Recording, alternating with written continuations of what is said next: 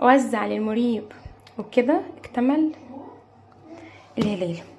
مين بقى ما بيحبش الزيتون والفلفل بالذات لما يبقى معمول بكرفس وجزر؟ ايه رايكم بقى في اللوحه الفنيه دي؟ لوحه فنيه ولا مش لوحه فنيه؟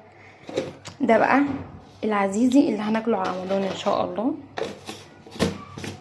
وده بقى التفاحي اللي هناكله كمان شهر واسبوع تقريبا. يلا بقى نشوف عملنا اللوحه الفنيه دي ازاي. فل قوي، صباح الفل على حسب وقتكم. طبعا عندنا حفله زيتون. الزيتون يا جماعه نازل سعره اوفر بجد، فانا جبنا زيتون ده للبيت عندنا وهنعمله. هوريكم الطريقه بالتفاصيل بالظبط. احنا هنا بنعمله بيبقى حلو قوي.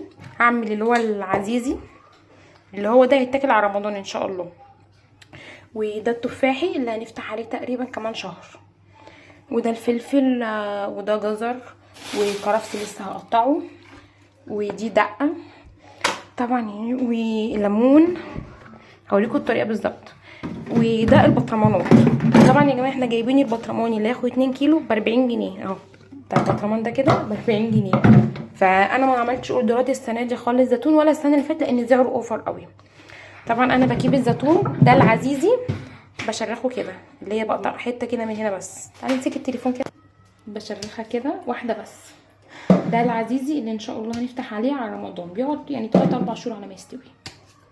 بس هنا بقى كنت شرخت الزيتون ده العزيزي او شرخت كل الكميه اللي عندي. وده التفاحي اهو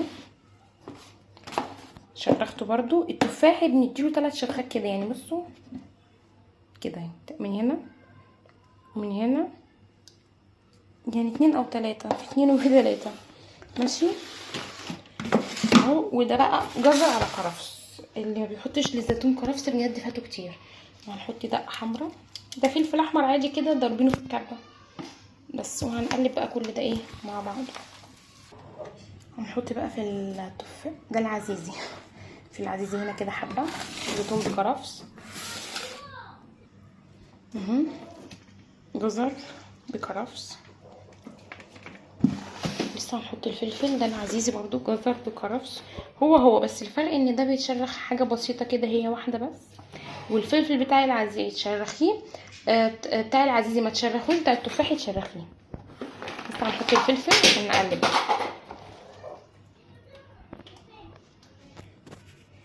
هنا بقى حطيت الجزر والفلفل والكرفس.